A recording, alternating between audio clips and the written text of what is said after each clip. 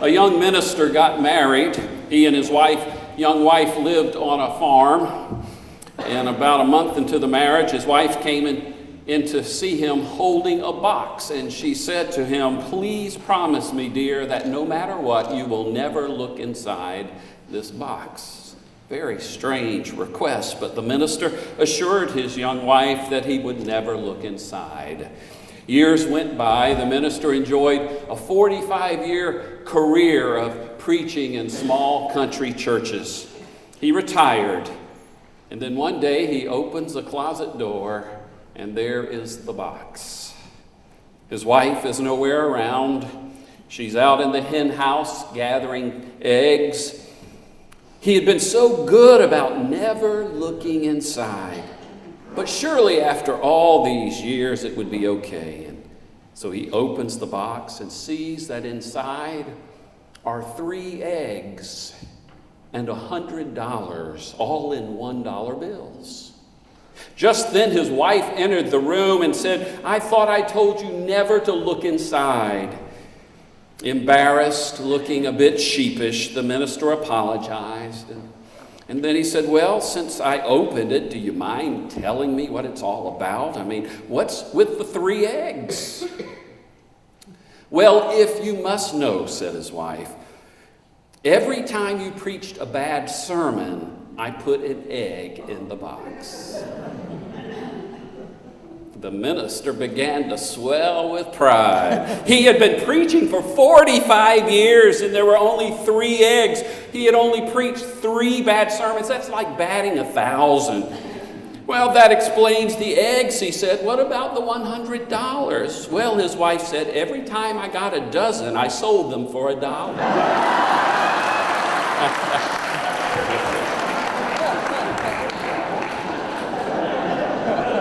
During this time of year when we're focusing on giving and finances, and as we lead up to Commitment Sunday on November 22nd, I always get concerned that after I preach about money, people might start collecting an egg or 2, or that I may lay an egg. Preaching about money is challenging for a variety of reasons. For one, there have been numerous television preachers, as you know, who have used their position and prominence to manipulate others for their financial gain. So many people have their guard up when they come to a church, not wanting to hear any kind of plea for money from the pulpit. And these folks usually haven't taken the time to do a little homework. They haven't thought about who is paying the electric bill to keep the sanctuary and education building cool for them in the summer or warm in the winter. They haven't thought about who's paying for the curriculum when their child goes out for children's church, or paying for the nursery worker to look after their infant or toddler, or paying for the music for the choir to sing, and the list goes on and on and on. And that's one reason we have the stewardship chair to do what Preston did today once a year. And I realize that kind of thing can be difficult for many of us to process. It is for me. It's not how my brain works. But for others, this is helpful for them to see and to understand why we have a budget, why we need a budget, and why we need pledges to determine the budget. Now, you heard Preston say the church council has already voted on a budget, but if we only get 40% of that amount pledged, then the council has to go back to work and revisit the budget and make some even more difficult decisions for what is already a bare bones budget. Someone may say, "I don't like that pledging stuff. I still give to the church. The church gets my money. That's the important thing." The problem is, if people don't pledge, then we don't know how much money we will have to use. So even though the money may eventually come to the church, we can't plan to spend money we don't know about. And that wouldn't be good stewardship of your offerings, and we could get the church into financial problems. So pledging is a big help, and that's coming up from 2 weeks from today. And you should have gotten something in the mail. We got ours yesterday, and so yours, if you haven't received it, should be coming this week. Another reason it's challenging to preach about money is because there are lots of folks who don't have much of it. And even those who have it may feel they don't have enough. And it's in this context that the lectionary appears to give us a perfect story, a well-known story that's just right for Stewardship Month. It appears to give preachers kind of a slow softball to hit out of the park.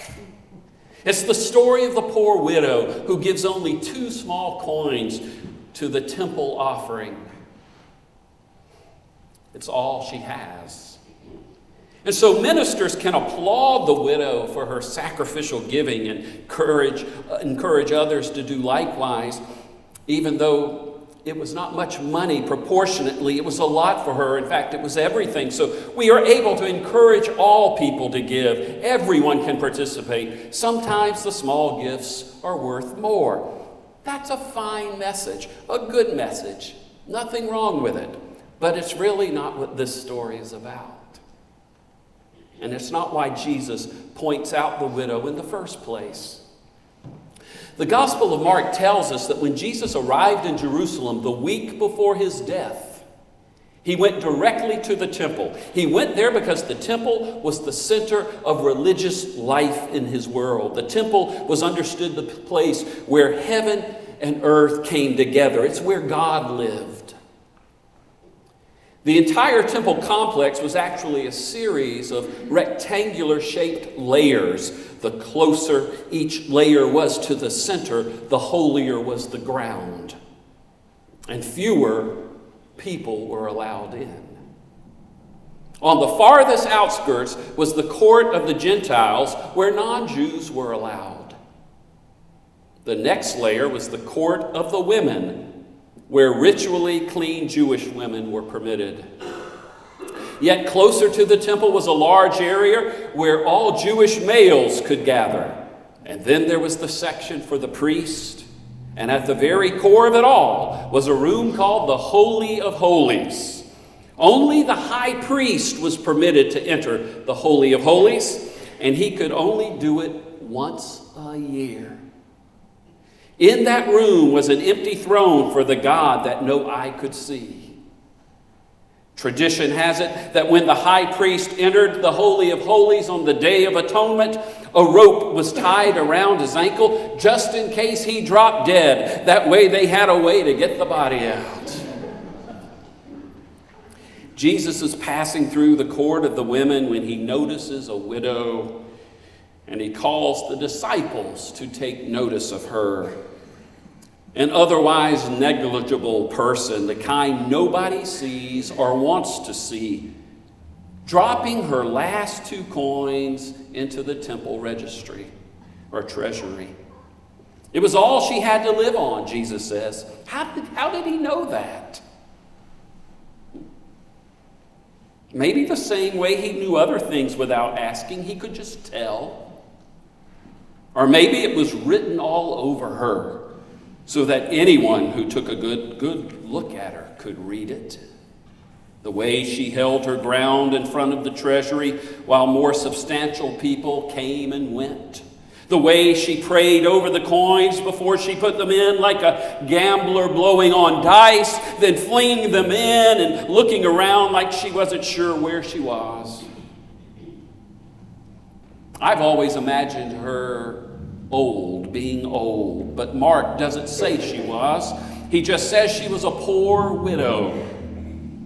And this may be like first century redundancy, like saying she was a powerless woman or a penniless pauper. Or maybe it's a reminder that not all widows in those days were poor. Under Roman law, widows could inherit from their husbands, and they could manage their own property. But those women are usually named, and this woman isn't. She's not a rich widow, and she's not a poor married woman. She is a poor widow. Worst of all possible combinations. So whether she's young or old, she lives her life on the lowest rung of every ladder that goes anywhere in her world. Her insignificance has to do with her bank account as much as her gender. She is as negligible in the marketplace as she is in the temple. With nothing to spend and no one to speak up for her, she's not a person of interest, not to the treasurer and not to the turnip seller. She's just in the way. She's just using up air. Yet she's the one that catches Jesus' attention. On his last trip to God's house, in what will turn out to be the last week of his life, she's the subject of one of his last teachings to his disciples. Before he leaves the temple for the last time. He isn't looking for her. He's just sitting opposite the treasury, watching people come and go. The description is sparse. He sees rich people putting in large sums, and then he sees her, the poor widow. He watches what she does. There's nothing to it, really. It only takes Mark half a sentence to say it. She put in two small copper coins that weren't even worth a penny. Then Jesus calls the disciples over to make sure they don't miss what just happened. What was the big deal? The big deal is that this woman had just set her death in motion right in front of all of them. She's just committed economic suicide by pitching her last 2 coins into a treasure box. Although this woman has no one else in the world to speak for her, Jesus speaks up for her now. He puts words on her desperate act. Truly, I tell you, he says to his disciples and to us, this poor widow has put in more than all those who are contributing to the treasury. For all of them have contributed out of their abundance, but she, out of her poverty, has put in everything she had, all she had to live on. He can see what she's really doing, not just offering up her last 2 coins, but laying down her life. I've always heard this described as Jesus' praise of the widow, usually in context of stewardship season, especially as a kind of word of encouragement to people who have so little to spare that they fear their gifts don't count. Give what you can. Every gift counts. God values your 2 cents as much as a 5-figure check from someone else. It's a good message, but that's not what this story is about. First, Jesus does not commend the widow's pattern of giving to anyone else in this passage. There's no go and do likewise. In fact, if you did what this woman did, you would be out on the street homeless tomorrow. You would be committing economic suicide. So this is not God loves a cheerful giver. Jesus just sees what she's doing and he says it out loud. The widow who has nothing to give is giving everything, the nothing she has, to the temple treasury. And there's nothing to suggest that Jesus sees this offering as an offering to God. Just before he sat down opposite the temple treasury, he had denounced the scribes who had made their living off women like her. They devour widows' houses, he said, and for the sake of appearance, say long prayers. Scribes seemed to be experts in the law in those days, literally scripturalists, whose profession involved copying and reading and explaining and protecting Torah. Important job. Because they were educated, scribes also kept financial records. They drew up contracts and wills. They filed taxes. They decided legal cases, as well as teaching the law. So think accountant, lawyer, judge, and preacher, all wrapped up into one. They were important members of society. This is a story about valuable members of society who use their education, their expertise, their professional status chiefly to their own advantage, even if that means taking advantage of less valuable members of society. That's what it's about. No one knows for sure what Jesus meant about the scribes devouring widows' houses. Maybe they offered to help not yet poor widows manage their husbands' estates, subtracting a percentage of the assets in exchange for their trusteeship. Maybe they advised women on stuff to give for charitable giving that would improve their own social standing in the community. Or maybe the scribes did their devouring from a people from a distance, not by taking direct advantage of the women, but by interpreting the law so that people could do it themselves without suffering too great a toll on their moral conscience. All it would take is a little editing, you see. Just focus on the parts of Scripture that benefit people like you and give the other parts a rest, would you? Preach on loving God with all your heart and soul and mind, but leave out the part about loving the stranger as yourself. Leave out the part about taking care of widows. You're scripturalist, after all. People who can't read the text don't know what it says, and even if they could, half of them will believe whatever you tell them to believe. They're busy people. Just tell them what it says. We're not really sure what the problem was with the scribes and what they were doing to devour the widows' houses, but whatever it was, it got Jesus really, really angry. He was so mad that after he saw what the poor widow did with her last 2 coins, he walked out of the temple and he told his disciples that the whole place was coming down. He had to interrupt the disciples too because they were admiring the scenery. "Look, teacher," one of them said, "what large stones and what large buildings." And maybe they were gawking because they had never been to Jerusalem before and never seen anything like that. Or maybe it was because the temple complex was undergoing major renovations.